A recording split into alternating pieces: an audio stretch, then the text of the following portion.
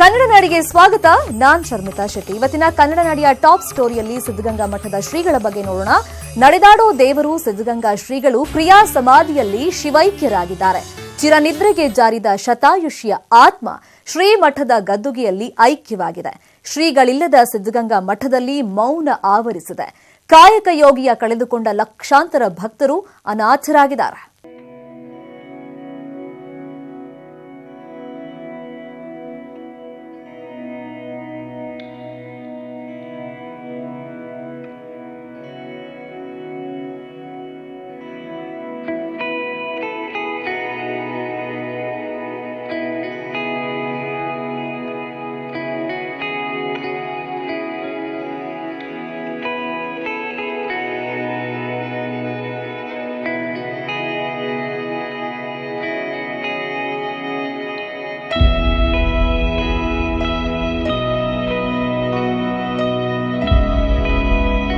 ಶತಾಯುಷಿ ಸಿದ್ದಗಂಗಾ ಶ್ರೀಗಳು ಇನ್ನು ನೆನಪು ಮಾತ್ರ.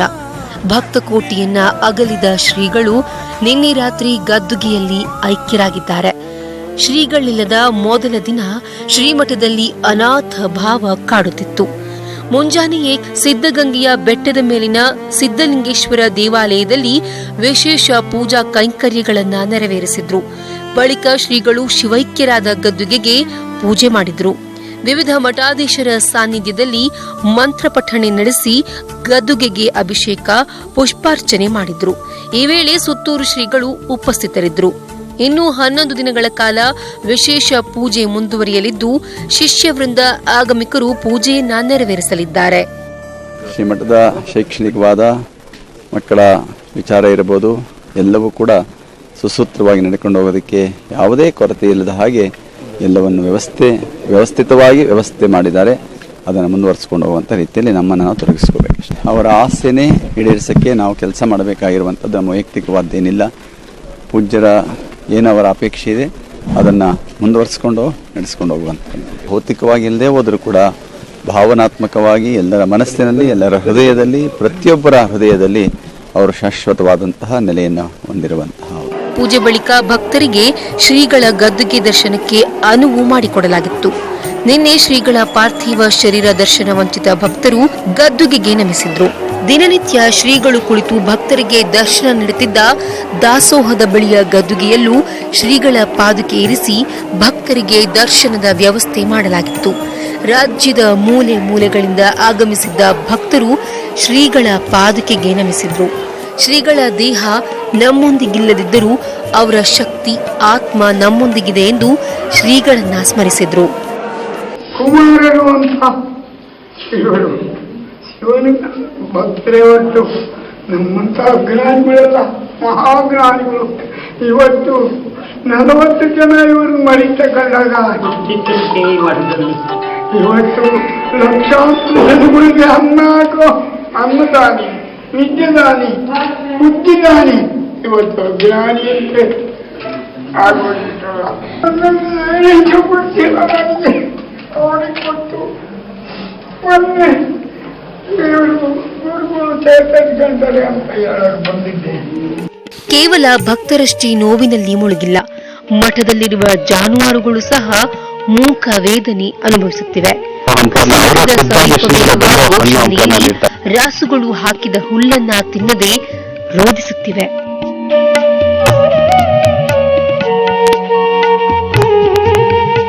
ಶಿವಕುಮಾರ ಶ್ರೀಗಳು ಮಠದಲ್ಲಿ 25ಕ್ಕೂ ಹೆಚ್ಚು ಜಾತಿಯ ಹೂಗಿಡಗಳನ್ನ ಬೆಳೆಸಿದ್ದರು. ಪ್ರತಿದಿನ ಎಷ್ಟಲಿಂಗ ಪೂಜೆಗೆ ಇದೇ ಗಿಡದ ಹೂಗಳನ್ನ ಮಾತ್ರ ಉಪಯೋಗಿಸುತ್ತಿದ್ರು. ಶ್ರೀಗಳಿಲ್ಲದೆ ಆ ಹೂವಿನ ತೋಟವೂ ಬಾಡಿದೆ.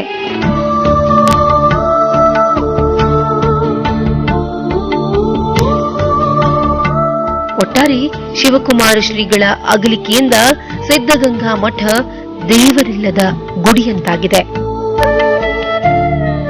ವಿಠಲ್, ನ್ಯೂಸ್ 18 ಕನ್ನಡ, ತುಮಕೂರು. ಇನ್ನು ಸಿದ್ದಗಂಗಾ ಶ್ರೀಗಳ ಅಂತಿಮ ದರ್ಶನ ಹಾಗೂ ಅಂತ್ಯಕ್ರಿಯೆ ವೇಳೆ ನೀಡಿದ ಭದ್ರತೆ ಬಗ್ಗೆ ಸ್ವತಃ ರಾಜ್ಯದ ಸಿಎಂ ಕುಮಾರಸ್ವಾಮಿಯೇ ಪೊಲೀಸರ ಕಾರ್ಯಕ್ಕೆ ಮೆಚ್ಚುಗೆಯನ್ನ ವ್ಯಕ್ತಪಡಿಸಿದ್ರು. ಆದರೆ ಅದೇ ಸರ್ಕಾರದ ಸಚಿವರು ಬಂದೋಬಸ್ತ್ ನೀಡಿದ ಮಹಿಳಾ ಐಪಿಎಸ್ ಅಧಿಕಾರಿ ಮೇಲೆ ದರ್ಪ ತೋರಿಸಿದ್ದಾರೆ. ಶೋಕಾಚರಣೆ ದಿನವೇ ಸಚಿವರ ದರ್ಪ, ಗದ್ದುಗೆ ಪ್ರವೇಶ ತಡೆದಿದ್ದಕ್ಕೆ ಕೋಪ, ಯು ಬ್ಲಡಿ ಲೇಡಿ ಎಂದ ಸಾರಾ ಮಹೇಶ್.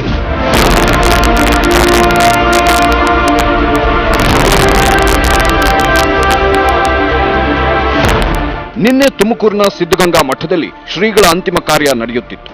ಗದ್ದುಗೆಯಲ್ಲಿ ಕ್ರಿಯಾ ಸಮಾಧಿಗೆ ಭದ್ರತೆ ದೃಷ್ಟಿಯಿಂದ ಆಯ್ದ ವ್ಯಕ್ತಿಗಳಿಗಷ್ಟೇ ಅವಕಾಶ ನೀಡಿದ್ರು ಪೊಲೀಸರು. ಆದ್ರೆ ಇದೇ ವೇಳೆ ಗದ್ದುಗೆ ಬಳಿ ಬಂದ ಸಚಿವ ಸಾರಾ ಮಹೇಶ್ರನ್ನ ಪೊಲೀಸ್ ಅಧಿಕಾರಿ ದಿವ್ಯಾ ಗೋಪಿನಾಥ್ ತಡೆದು ನಿಲ್ಲಿಸಿದ್ರು. ಆಗ ಸಚಿವರು ಮಹಿಳಾ ಅಧಿಕಾರಿಗೆ ಯು ಬ್ಲಡಿ ಲೇಡಿ ಎಂದಿದ್ದಾರೆ. ಇದರಿಂದ ಬೇಸರಗೊಂಡ ದಿವ್ಯಾ ಗೋಪಿನಾಥ್ ಕಣ್ಣೀರು ಹಾಕಿದ್ರು.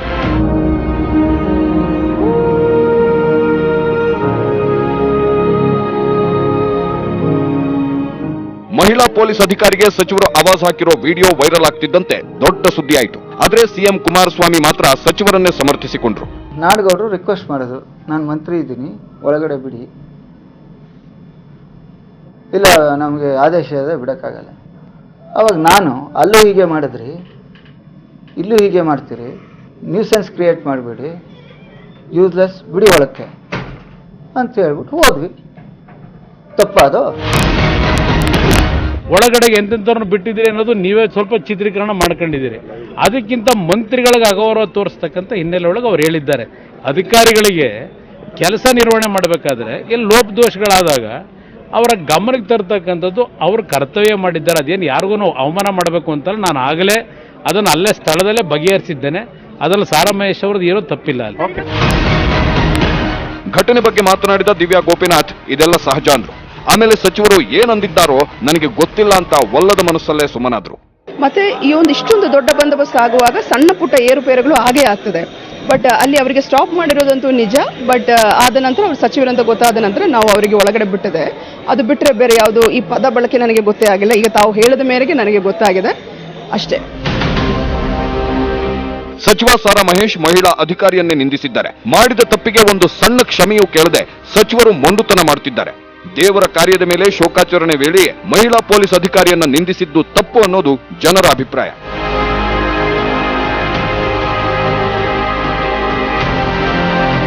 ವಿಠಲ್, ನ್ಯೂಸ್ 18 ಕನ್ನಡ, ತುಮಕೂರು. ಇನ್ನು ಶಿವಗಂಗೆ ಊಟ ಚಂದ, ಸಿದ್ಧಗಂಗೆಯ ಊಟ ಚಂದ, ಶಿವಗಂಗೆ ನೋಟ ಚಂದ ಅಂತಾರೆ. ನಿನ್ನೆ ದೇವರ ದರ್ಶನ ಪಡೆಯಲು ಬಂದ ಭಕ್ತರಿಗೆ ದಾಸೋಹ ವ್ಯವಸ್ಥೆಯನ್ನ ಮಾಡಲಾಗಿತ್ತು. ಈ ವೇಳೆ ಭಕ್ತನೊಬ್ಬನಿಗೆ ಮಠದ ವಿದ್ಯಾರ್ಥಿ ಅನ್ನದ ಮಹತ್ವ ಸಾರಿದ ಪ್ರಸಂಗವೊಂದು ನಡೆದಿದೆ. ಶ್ರೀಗಳ ಆದರ್ಶ ಮಠದ ಮಕ್ಕಳ ಮೇಲೆ ಯಾವ ರೀತಿ ಪ್ರಭಾವ ಬೀರಿದೆ ಅನ್ನೋದಕ್ಕೆ ಇದು ನೈಜ ನಿದರ್ಶನ. ಗಂಗಾ ಕ್ಷೇತ್ರವೇ ಪೂಜ್ಯರ ಉಸಿರು, ಪ್ರತಿ ಕಲ್ಲು ಹೇಳುತ್ತಿವೆ ಬುದ್ಧಿಯ ಹೆಸರು. ಸಿದ್ಧಗಂಗಾ ಕ್ಷೇತ್ರವೇ ಪೂಜ್ಯರ ಉಸಿರು, ಪ್ರತಿ ಕಲ್ಲು ಹೇಳುತ್ತಿವೆ ಬುದ್ಧಿಯ ಹೆಸರು. ಕಾಯಕವೇ ಕೈಲಾಸ ಅಂದರೂ ಬಸವ, ಅದರಂತೆ ನಡೆದರೂ ನಡೆದಾಡೋ ದೈವ. ಅನ್ನದಾಸೋಹಕ್ಕೆ ಹೆಸರಾಗಿರೋ ಸಿದ್ಧಗಂಗಾ ಮಠದಲ್ಲಿ ಹಚ್ಚಿದ ಒಲೆ ಆರಲ್ಲ ಅನ್ನೋ ಮಾತಿದೆ.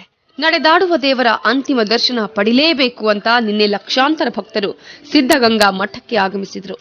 ಗಂಟೆಗಟ್ಟಲೆ ಸರದಿ ಸಾಲಲ್ಲಿ ಕಾದು ಶ್ರೀಗಳ ದರ್ಶನ ಪಡೆದಿದ್ರು. ನೆತ್ತಿ ಮೇಲೆ ಸೂರ್ಯ ಸುಡ್ತಾ ಇದ್ರು. ದಣಿವರಿಯದ ಚೇತನನ ದರ್ಶನ ಪಡೆದು ತಮ್ಮ ದಣಿವನ್ನೇ ಮರೆತಿದ್ರು.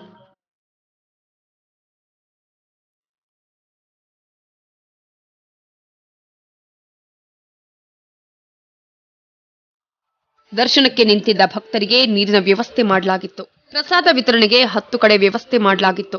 ಮಠದ ವಿದ್ಯಾರ್ಥಿಗಳು, ಸಿಬ್ಬಂದಿ ಎಲ್ಲರೂ ಕೂಡ ಸ್ವಯಂ ಪ್ರೇರಿತರಾಗಿ ಕೆಲಸ ಮಾಡಿದ್ರು. ಸುಮಾರು 15 ಲಕ್ಷಕ್ಕೂ ಹೆಚ್ಚು ಭಕ್ತರು ನಿನ್ನೆ ದೇವರ ದರ್ಶನ ಪಡೆದಿದ್ದಾರೆ. ಮಠದ ಒಬ್ಬ ಭಕ್ತನನ್ನೂ ಬಿಡದೆ ಪ್ರತಿಯೊಬ್ಬರಿಗೂ ಪ್ರಸಾದ ನೀಡಲಾಗಿದೆ.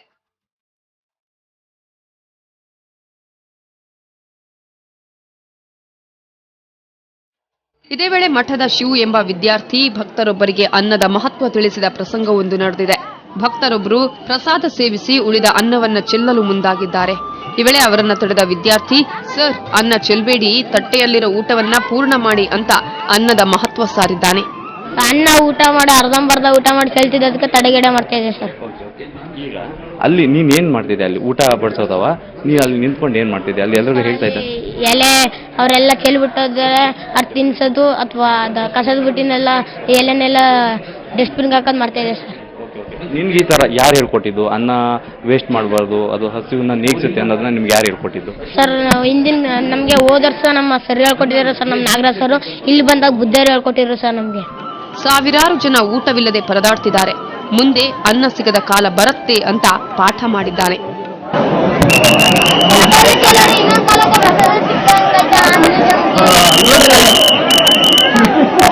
ಮಠದ ವಿದ್ಯಾರ್ಥಿಯ ಈ ಕಾರ್ಯಕ್ಕೆ ಜನರ ಮೆಚ್ಚುಗೆ ವ್ಯಕ್ತವಾಗ್ತಿದೆ. ಈ ವಿಡಿಯೋ ಸಾಮಾಜಿಕ ಜಾಲತಾಣದಲ್ಲಿ ವೈರಲ್ ಆಗಿದೆ.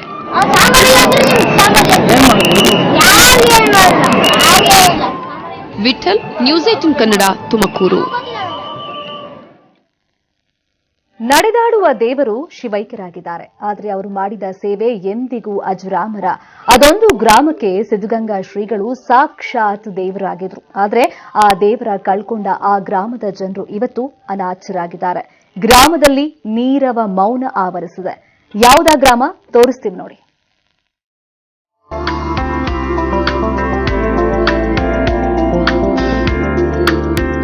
ವಿಶ್ವಕಂಡ ಅಪರೂಪ ಸಂತ ನಡೆದಾಡುವ ದೇವರು ಶ್ರೀ ಶಿವಕುಮಾರ ಸ್ವಾಮಿಗಳು. ಇವರ ಸೇವೆ ಕೇವಲ ತುಮಕೂರಿಗೆ ಮಾತ್ರ ಸೀಮಿತವಾಗಿರಲಿಲ್ಲ. 2009ರಲ್ಲಿ ಸುರಿದ ಮಹಾಮಳೆಗೆ ಉತ್ತರ ಕರ್ನಾಟಕ ಬಹುತೇಕ ನಿರಾಶ್ರಿತವಾಗಿತ್ತು. ಈ ವೇಳೆ ರಾಯಚೂರು ಜಿಲ್ಲೆಯ ಮಾನವಿ ತಾಲೂಕಿನ ಉಮಳಿ ಪನ್ನೂರಿನ ಗ್ರಾಮಸ್ಥರು ಎಲ್ಲ ಕಳೆದುಕೊಂಡು ಬೀದಿಗೆ ಬಿದ್ದಿದ್ರು. ಆಗ ಗ್ರಾಮದ 35 ಎಕರೆ ಪ್ರದೇಶದಲ್ಲಿ 200 ಮನೆಗಳನ್ನ ನಿರ್ಮಿಸಿಕೊಟ್ಟಿದ್ದರು ಶತಾಯುಷಿ ಶಿವಕುಮಾರ ಶ್ರೀಗಳು. 2009ರಲ್ಲಿ ನಮಗೆ ನೆರೆಹಾವಳಿ ಬಂದ್ಬಿಟ್ಟು ಎಲ್ಲ ಮನೆ ಮಠ ಕಳ್ಕೊಂಡು ಹೊರಗಡೆ ನಿಂತಿದ್ವಿ. ನಮಗೇನು ದಿಕ್ಕೆ ತೋಚಲಿಲ್ಲ. ಅಂದರೆ ಆ ಟೈಮಲ್ಲಿ ಶ್ರೀಗಳು 108 ಹಳ್ಳಿಗಳಲ್ಲಿ ನಮ್ಮ ಹಳ್ಳಿಯನ್ನು ಆಯ್ಕೆ ಮಾಡಿಕೊಂಡು ಮುತುವರ್ಜಿಯಿಂದ 200 ಮನೆಗಳನ್ನು 30 ಎಕರೆ ವಿಸ್ತೀರ್ಣದಲ್ಲಿ ಅವರು ನಮಗೆ ಕಟ್ಸ್ಕೊಟ್ಟಿದ್ದಾರೆ. ಅವ್ರು ಇವತ್ತು ನಮ್ಮ ಜೊತೆ ಇಲ್ಲ ಅನ್ನೋದಕ್ಕೆ ತುಂಬ ದುಃಖ ಆಗುತ್ತೆ. ಆದರೆ ಅವರು ಶತಮಾನಗಳು ಕಳೆದರೂ ಕೂಡ ನಮ್ಮ ಜೊತೆ ಇದ್ದಾರೆ. ಯಾಕಂದರೆ ನಮ್ಮೂರು ಶಾಶ್ವತವಾಗಿರುತ್ತೆ ಅಂತ. ಇಂದು ಸ್ವಾಮಿಗಳು ನಮ್ಮನ್ನೆಲ್ಲ ಅಗಲಿರಬಹುದು, ಆದರೆ ಅವರು ನಮ್ಮ ಮನದಲ್ಲಿದ್ದಾರೆ. ಬದುಕು ಕಳೆದುಕೊಂಡಿದ್ದ ನಮಗೆ ಆಸರೆ ನೀಡಿದ ದೇವರು ಎಂದು ಗ್ರಾಮಸ್ಥರು ನೆನೆಯುತ್ತಿದ್ದಾರೆ. ಸಿದ್ಧಗಂಗಾ ಶ್ರೀಗಳು ನಮಗೆ ವಿದ್ಯೆ ಬುದ್ಧಿದ ಶೂರು, ಜೊತೆ ಮನೆಗಳು ಎಲ್ಲ ಕಟ್ಸಿಕೊಟ್ರು. ಅವರು ಲಿಂಗೈಕ್ಯರಾದಂಥ ಸುದ್ದಿ ಕೇಳಿದ್ರೆ ನಮ್ಗೆ ಭಾರಿ ಆಘಾತವಾಯಿತು. ನಮಗೆ ನಮ್ಮ ಊರಲ್ಲೇ ಊರದೇ ಸಿದ್ಧಗಂಗಾ ನಗರ ಅಂತಲೇ ನಾವು ಅವರಿಗೆ ಹೆಸರಿಟ್ಟು, ನಮ್ಮೂರು ಉಮಳಿ ಪನ್ನೂರು ಸಿದ್ಧಗಂಗಾ ನಗರ ಅಂತಲೇ ನಾವು ಹೆಸರಿಟ್ಟು ತಾತನವರ ಹೆಸರೇ ಇಟ್ಬಿಟ್ಟಿದ್ವಿ ನಾವು. ಕಷ್ಟದಲ್ಲಿದ್ದಾಗ ಕಷ್ಟವನ್ನ ಹಂಚಿಕೊಂಡರೆ ಅವರೇ ದೇವರು. ಮಹಾಮಳೆಗೆ ನಲುಗಿದಾಗ ಕಷ್ಟದಲ್ಲಿದ್ದಾಗ ಉಮಳಿ ಪನ್ನೂರು ಗ್ರಾಮಕ್ಕೆ ಶ್ರೀಗಳು ನಿಜವಾಗಿ ದೇವರಾಗಿ ಬಂದಿದ್ದರು. ಈ ಪುಣ್ಯ ಭೂಮಿಯಲ್ಲೇ ಶ್ರೀಗಳು ಮತ್ತೆ ಹುಟ್ಟಿ ಬರಲಿ ಅನ್ನೋದು ನ್ಯೂಸ್ 18 ಆಶಯ. ಕ್ಯಾಮರಾಮನ್ ಮಹಮ್ಮದ್ ಜಿಲಾನಿಯೊಂದಿಗೆ ಶರಣಪ್ಪ, ಬಾಚಲಾಪುರ, ನ್ಯೂಸ್ 18 ಕನ್ನಡ, ರಾಯಚೂರು. ಅವರೆಲ್ಲ ಸ್ವಾಮಿ ಕಾಪಾಡಪ್ಪ ಅಂತ ದೇವರ ದರ್ಶನಕ್ಕೆ ಅಂತ ಹೋಗಿದ್ರು. ಆದ್ರೆ ಆ ದೇವರು ಅದ್ಯಾಕ್ ಮುನಿಸ್ಕೊಂಡೋ ಗೊತ್ತಿಲ್ಲ. ವಿಧಿಯಾಟಕ್ಕೆ ಸಿಲುಕಿ ಒಂದೇ ಕುಟುಂಬದ 9 ಜನರು ಜಲಸಮಾಧಿಯಾಗಿದ್ದಾರೆ. ಮೃತರ ಸಂಬಂಧಿಕರ ಆಕ್ರಂದನ ಮುಗಿಲು ಮುಟ್ಟಿದೆ. ಅಂದು ಸಮುದ್ರದಲ್ಲಿ ಮುಳುಗಿದ್ದ 35 ಜನರಲ್ಲಿ 3 ಮಕ್ಕಳು ಸೇರಿ 15 ಮಂದಿ ಶವ ಪತ್ತೆಯಾಗಿದೆ.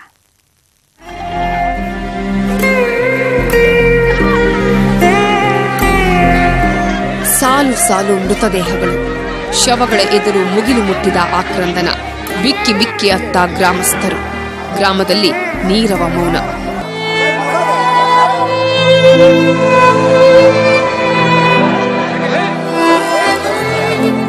ಹಾವೇರಿ ಜಿಲ್ಲೆ ಶಿಗ್ಗಾಂವಿ ತಾಲೂಕಿನ ಹೊಸೂರು ಗ್ರಾಮದಲ್ಲಿ ಸೂತಕದ ವಾತಾವರಣ. ಹುಣ್ಣಿಮೆಯ ದಿನದಂದು ಕಾರವಾರದ ಕೊರ್ಮಗಡ ದ್ವೀಪದಲ್ಲಿ ನಡೆಯುವ ನರಸಿಂಹ ದೇವರ ಜಾತ್ರೆಗೆ ಹೋಗಿದ್ದ ಗ್ರಾಮದ ಪರಶುರಾಮ, ಸೋಮಪ್ಪ, ಬೆಳವಲಕೊಪ್ಪ ಎಂಬ ಸಹೋದರರ ಕುಟುಂಬ ಜಲಸಮಾಧಿಯಾಗಿದೆ. 10 ಮಂದಿ ದೇವರ ದರ್ಶನ ಪಡೆದು ವಾಪಸ್ಸಾಗುವಾಗ ದೋಣಿ ಮುಳುಗಿ 9 ಜನ ಸಾವನ್ನಪ್ಪಿದ್ದಾರೆ. 10 ಜನರಲ್ಲಿ ಗಣೇಶ ಎಂಬ 8 ವರ್ಷದ ಬಾಲಕ ಮಾತ್ರ ಬದುಕಿದ್ದಾನೆ. ಒಂದೇ ಕುಟುಂಬದ 9 ಜನರ ಸಾವು ಇಡೀ ಗ್ರಾಮವನ್ನ ಸ್ಮಶಾನ ಮೌನವಾಗಿಸಿದೆ.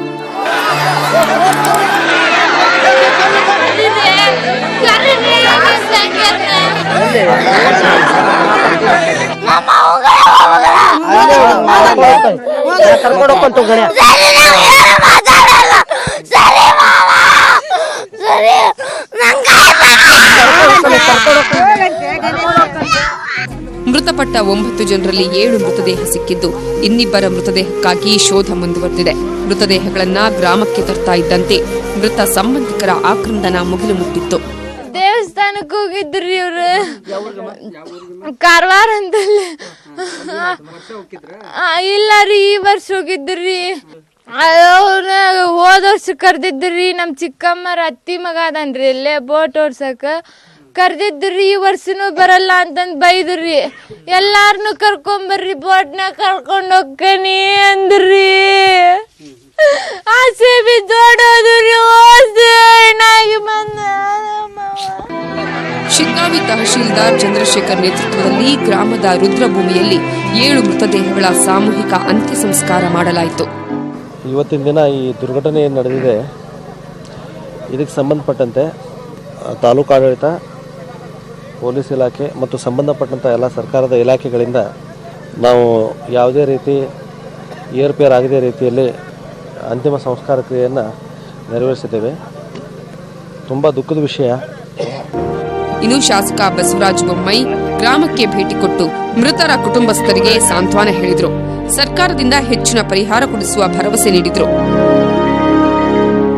ಸಮುದ್ರದಲ್ಲಿ ಮುಳುಗಿದ ಆ ದೋಣಿ ಚಾಲಕ ಮೃತರ ಸಂಬಂಧಿಯಾಗಿದ್ರಂತೆ. ಅವರು 2 ವರ್ಷದಿಂದ ಜಾತ್ರೆಗೆ ಕರೆದರೂ ಪರಶುರಾಮ ಕುಟುಂಬ ಹೋಗಿರ್ಲಿಲ್ವಂತೆ. ಆದರೆ ಇದೇ ಮೊದಲ ಬಾರಿಗೆ ಹೋಗಿ ತಮ್ಮ ಪ್ರಾಣವನ್ನೇ ಕಳ್ಕೊಂಡಿದ್ದಾರೆ. ಇದೇ ಅಲ್ವಾ ದುರಂತ ಅಂದ್ರೆ? Sankanagouda M Devikoppa, news 18 Kannada, Haveri. Transfer ವಿಚಾರದಲ್ಲಿ ಮೈಸೂರು ಎಸ್ಪಿ ಅಮಿತ್ ಸಿಂಗ್ ಇನ್ಸ್ಪೆಕ್ಟರ್ ರವಿಗೆ ಹಿಗ್ಗಾಮುಗ್ಗಾ ಜಾಡಿಸಿದ್ದಾರೆ. ಇನ್ಸ್ಪೆಕ್ಟರ್ ರವಿ ಟ್ರಾನ್ಸ್ಫರ್ಗೆ ಲಾಬಿ ಮಾಡಿದ್ದಾರೆ ಅಂತ ಅಮಿತ್ ಸಿಂಗ್ ಅವಾಚ್ಯವಾಗಿ ಬೈದಿದ್ದಾರೆ. ಮೈಸೂರು ನಗರದ ವಿವಿಪುರಂ ಸಂಚಾರಿ ಠಾಣೆಯಿಂದ ಗ್ರಾಮಾಂತರ ಠಾಣೆಗೆ ವರ್ಗಾವಣೆಗೊಂಡಿದ್ದ ಇನ್ಸ್ಪೆಕ್ಟರ್ ರವಿ ಟ್ರಾನ್ಸ್ಫರ್ಗಾಗಿ ಸಚಿವರೊಬ್ಬರಿಂದ ಕರೆಯನ್ನ ಮಾಡಿಸಿದ್ರಂತೆ. ಇದರಿಂದ ಸಿಟ್ಟಿಗೆದ್ದ ಎಸ್ಪಿ ರವಿಗೆ ಕ್ಲಾಸ್ ತಗೊಂಡಿದ್ದಾರೆ. ಎಸ್ಪಿ ಬೈಗುಳಕ್ಕೆ ಇನ್ಸ್ಪೆಕ್ಟರ್ ರವಿ ಕಕ್ಕಾಬಿಕ್ಕಿಯಾಗಿದ್ದಾರೆ. ಎಸ್ಪಿ ಅಮಿತ್ ಸಿಂಗ್ ಮಾತನಾಡಿರೋ ಆಡಿಯೋ ಇದೀಗ ವೈರಲ್ ಆಗಿದೆ. Hello sir, good afternoon sir. Ravi ಮಾತಾಡ್ತೀನಿ sir, mister college sir. Ravi Babu sir, ಹೌದು ಸರ್. ಎಷ್ಟು ವರ್ಷ ಸರ್ವಿಸ್ ಆಗಿದೆ ಸರ್? ನನಗೆ 18 ವರ್ಷ ಆಯ್ತು ಸರ್. 18 ವರ್ಷನಲ್ಲಿ ಏನೇನ್ ಮಾಡ್ಬೇಕು, ಯಾವಾಗ ಮಾಡ್ಬೇಕು ಬುದ್ಧಿ ಬಂದಿಲ್ಲ. ಸಾರಿ ಸರ್, ರೆಸ್ಟ್ ಮಾಡ್ತಿದ್ದೀವಿ. ಮೊದಲಿಗೆ ನಾ ಜಿಲ್ಲಾಕ್ಕೆ ಬಾಸ್ ಇದ್ದೇನೆ, ಅರ್ಥ ಆಯ್ತಾ? ಸರಿ ಸರಿ ಸರ್. ನಾನು ಹೇಳಿದ್ರೆ ನಿಮ್ಗೆ ಈ DGP ಮೇಡಮ್ಗೆ ಫೋನ್ ಬಂದಿದೆ. ಏನ್ ಅನ್ಸ್ತದೆ ನಿಂಗೆ? ನಾ ಹೇಳಿದ್ದೀನಿ ಅರ್ಥ ಆಗಲ್ಲ, ಲಾಯಲ್ಟಿ ಇಲ್ಲ. ಸರ್, ವೇಟ್ ಮಾಡ್ತೀನಿ ಸರ್. ಏನು ಯಾಕೆ ಫೋನ್ ಬಂತು ನಂಗೆ? 5 ನಿಮಿಷ ನಂಗೆ ಫೋನ್ ಬಂತು ನಂಗೆ. ಯಾಕೆ ಫೋನ್ ಬಂತು ಸರ್? ತಮ್ಮದು ಮಿಸ್ಟೆಡ್ ಕಾಲ್ ಇತ್ತು ಸರ್ ನನಗೆ 2 ಬೇರೆ ಜನ ಇಂದ ಯಾಕೆ ಫೋನ್ ಬಂತು ಸರ್? ಬೇರೆ ಕಡೆಯಿಂದ ನಮ್ಗೆ ಫೋನ್ ಯಾಕೆ ಬಂತು? ಅವ್ರಿಗೆ ಯಾಕೆ ನೀವು ಕ್ಯಾಶ್ ತಗೊಳ್ಳಕ್ಕೆ ಹೇಳ್ತಾ ಇಲ್ಲ? ಸರ್ ಸರ್ ನಾನು ಏನು ಹೇಳಿದೆ ಸರ್? ಈ ಟ್ರಾಫಿಕ್ ಪೊಲೀಸ್ ಸ್ಟೇಷನ್ ಮಾಡೋ ಸರ್, ಅರ್ಥ ಆಯ್ತಾ? DG ಮೇಡಮ್ ಹೇಳಿದ್ರು, ನಾ ಹೇಳಿದಂಗೆ ಸರಿ ನೋಡಪ್ಪ ವೇಟ್ ಮಾಡಲಿಕ್ಕೆ. ಬೇರೆ ಲೀಡರ್ಸ್ ಇಂದ ಫೋನ್ ಬರ್ತದೆ ನಂಗೆ, ಯಾಕೆ 5 ನಿಮಿಷದಲ್ಲಿ ಫೋನ್ ಬಂದಿದ್ರು? ಸರ್, ವೇಟ್ ಮಾಡ್ತೀನಿ ಸರ್. ಯಾಕೆ ಬಂದೆ? ಎಷ್ಟು ಯಾಕೆ ಧೈರ್ಯ ಇಲ್ಲ ನಿಂಗೆ? ಎಷ್ಟು ಹೇಳಿದ್ರು ನಿಂಗೆ ಧೈರ್ಯ ಇಲ್ಲ ನಿಂಗೆ? ಸರ್, ಸಾರಿ ಸರ್, ವೇಟ್ ಮಾಡ್ತೀನಿ. ಮಜಾ ಮಾಡಿ. ಏನು ಯಾಕೆ ಬಂದಿರು ನೀನು? ಏನ್ ಸಮಸ್ಯೆ ಇದೆ ನಿಂಗೆ? ನಂಗೆ ಹೇಳಿದ್ರೆ ಅರ್ಥ ಆಗಿಲ್ಲ. ಲಾಯಲ್ಟಿ ಎಲ್ಲಿದೆ ನಿಂಗೆ? Sir, sorry sir, sorry sir, wait ಮಾಡಿ. ನಾ 1 ದಿವಸ ವೇಟ್ ಮಾಡಿಲ್ಲ. ರೆಕಾರ್ಡಿಂಗ್ ಮಾಡೋ, ರೆಕಾರ್ಡ್ ಮಾಡೋ, ಎಲ್ಲ ಕೊಟ್ಬಿಡು, ಅರ್ಥ ಆಯ್ತಾ? ಸರ್, ಸಾರಿ ಸರ್, ವೇಟ್ ಮಾಡಿ.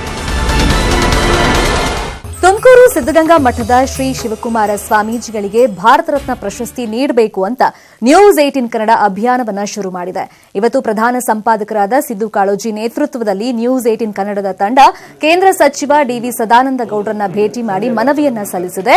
ರಾಜ್ಯಾದ್ಯಂತ ಅಭಿಯಾನ ಮಾಡಿರೋ ನ್ಯೂಸ್ 18 ಅದರ ಹಸ್ತಾಕ್ಷರ ಪ್ರತಿಯನ್ನ ಸಚಿವ ಸದಾನಂದ ಗೌಡ್ರ ಮೂಲಕ ಪ್ರಧಾನಿ ನರೇಂದ್ರ ಮೋದಿಗೆ ಕಳಿಸಿಕೊಟ್ಟಿದೆ. ಮನವಿ ಸ್ವೀಕರಿಸಿದ ಸಚಿವ ಡಿವಿ ಸದಾನಂದ ಗೌಡ್ರು ಇದೊಂದು ಉತ್ತಮ ಕಾರ್ಯ, ಸಿದ್ದಗಂಗಾ ಶ್ರೀಗಳಿಗೆ ಈ ಹಿಂದೆಯೇ ಭಾರತ ರತ್ನ ನೀಡಬೇಕು ಅಂತ ಆಗ್ರಹಿಸಿದರು. ಮರುಳಾರಾಧ್ಯರ ನಂತರ ಸಿದ್ಧಗಂಗೆಯ ಜವಾಬ್ದಾರಿ ಹೊತ್ತುಕೊಂಡು ಶಿಕ್ಷಣ ಕ್ರಾಂತಿಗೆ ಮುನ್ನುಡಿ ಹಾಕಿದ್ರು. ಸಾಮಾಜಿಕ ಅಸಮಾನತೆಯೊಂದಿಗೆ ಅಸಹಾಯಕರಿಗೆ ಉಚಿತ ಶಿಕ್ಷಣ ಕೊಟ್ಟರು. ಸುಮಾರು ಅವರು ಬಸವಣ್ಣನ ಪ್ರತಿರೂಪದಂತೆ ಬದುಕಿದವರು ಕುಮಾರ ಸ್ವಾಮೀಜಿಗಳು. ಶಾಲೆಗಳು, ಕಾಲೇಜುಗಳು, ಮಹಾವಿದ್ಯಾಲಯ ತಾವು ಮಾಡ್ತಾ ಇದ್ದೀರೋ ಅದಕ್ಕೆ ಸಂಪೂರ್ಣವಾದಂಥ ಬೆಂಬಲ ಇದೆ. ಜನರ ಅಭಿಪ್ರಾಯವನ್ನು ಸಂಗ್ರಹಿಸುವಂತ ಒಂದು ಕೆಲಸ ಮಾಡಿದ್ವಿ. ಇದಕ್ಕೆ ನಮಗೆ ಅಪಾರವಾದ ಸ್ಪಂದನೆ ಸಿಕ್ಕಿದೆ. ಸಹಿ ಮತ್ತು ಜನರ ಧ್ವನಿಯನ್ನು ಸಿದ್ಧಗಂಗಾ ಶ್ರೀಗಳಿಗೆ ಭಾರತ ರತ್ನ ನೀಡಲೇಬೇಕು ಅಂತ ಇಡೀ ಕರುನಾಡಿಗೆ ಕೇಳ್ಕೊಳ್ತಾ ಇದೆ, ಮನವಿಯನ್ನ ಮಾಡ್ಕೊಳ್ತಾ ಇದೆ. ನಿಟ್ಟಿನಲ್ಲಿ ನ್ಯೂಸ್ 18 ಕನ್ನಡ ಕೂಡ ಒಂದು ಮೆಗಾ ಅಭಿಯಾನ ಮಾಡಿತ್ತು. ಪ್ರಮುಖ ಜಿಲ್ಲೆಗಳಲ್ಲಿ ಜನರ ಸಹಿ ಸಂಗ್ರಹವನ್ನ ಮಾಡಿತ್ತು. ಅದನ್ನೆಲ್ಲ ಇವತ್ತು ಕೇಂದ್ರ ಸಚಿವ ಡಿ ವಿ ಸದಾನಂದ ಗೌಡರಿಗೆ ನ್ಯೂಸ್ 18 ಕನ್ನಡದ ಪರವಾಗಿ ನ್ಯೂಸ್ 18 ನಾವು ಕೂಡ ಭಾರಿ ಸಮಯದ ಹಿಂದಿನಿಂದಲೇ ಅವರಿಗೆ ಭಾರತ ರತ್ನ ಸಿಗಬೇಕು ಅಂತ ಹೇಳುವಂಥ ಆ ಬೇಡಿಕೆಗೆ ಸಕಾರಾತ್ಮಕವಾದಂಥ ಸ್ಪಂದನವನ್ನು ಮಾಡಿದೆವು. ಇವತ್ತು ನ್ಯೂಸ್ 18ನ ಚಾನೆಲ್ನವರು ನಮ್ಮ ರಾಷ್ಟ್ರದ ಒಂದು ಅತ್ಯುನ್ನತ ಗೌರವವಾದಂಥ ಭಾರತ ರತ್ನ ಪ್ರಶಸ್ತಿಯನ್ನು ಅವರಿಗೆ ಕೊಡಿಸಬೇಕು ಅಂತ ಹೇಳುವಂಥ ಅವರ ಅಭಿಯಾನದ ಪೂರ್ತಿ ವಿಚಾರಗಳನ್ನು CD ಯ ಜೊತೆಯಲ್ಲಿ ಮತ್ತು ಹಸ್ತಾಕ್ಷರಗಳ ಆ ಜೊತೆಯಲ್ಲಿ ಪ್ರಧಾನಿಯವರಿಗೆ ತಲುಪಿಸಬೇಕು ಅಂತ ಹೇಳಿ ನನ್ನಲ್ಲಿಗೆ ಇವತ್ತು ಬಂದಿದ್ದಾರೆ. ಖಂಡಿತವಾಗಿ ಅವರ ಈ ಒಂದು ಅಭಿಯಾನಕ್ಕೆ ಯಶಸ್ಸು ಸಿಗ್ತದೆ ಅಂತ ಹೇಳುವಂಥ ವಿಶ್ವಾಸ ನನಗಿದೆ. ನಾನು ಇದನ್ನು ವೈಯಕ್ತಿಕವಾಗಿ ತೆಗೆದುಕೊಂಡು ಹೋಗಿ ಪ್ರಧಾನಮಂತ್ರಿಯವರಿಗೆ ಕೊಡುವಂಥ ಕೆಲಸ ಕಾರ್ಯಗಳನ್ನು ಮಾಡ್ತೇವೆ. TV ನ್ಯೂಸ್ 18 ಚಾನೆಲ್ನವರು ಮಾಡಿದಂಥ ಈ ಅಭಿಯಾನಕ್ಕೆ ಸಕಾರಾತ್ಮಕ ಸ್ಪಂದನ ಕೊಡಬೇಕು ಅಂತ ಹೇಳುವಂಥ ಬೇಡಿಕೆಗಳನ್ನು ಕೂಡ ಪ್ರಧಾನಮಂತ್ರಿಯವರ ಮುಂದೆ ಇಡ್ತೇವೆ. ಕುಡಿಯೋ ನೀರಿನ ಪೈಪ್ ಒಡೆದು ನೀರು ಕಾರಂಜಿಯಂತೆ ಚಿಮ್ಮಿದೆ. ಮಂಡ್ಯ ಜಿಲ್ಲೆ ಮಳವಳ್ಳಿ ತಾಲೂಕಿನ ಗುಂಡಾಪುರ ಬಳಿ ಘಟನೆ ನಡೆದಿರೋದು. ಬೆಂಗಳೂರಿಗೆ ಕುಡಿಯೋ ನೀರು ಸರಬರಾಜು ಮಾಡೋ ಈ ಪೈಪ್ಲೈನ್ ಗೇಟ್ ವಾಲ್ ಒಡೆದು ಕಾರಂಜಿಯಂತೆ ನೀರು ಚಿಮ್ಮಿದೆ.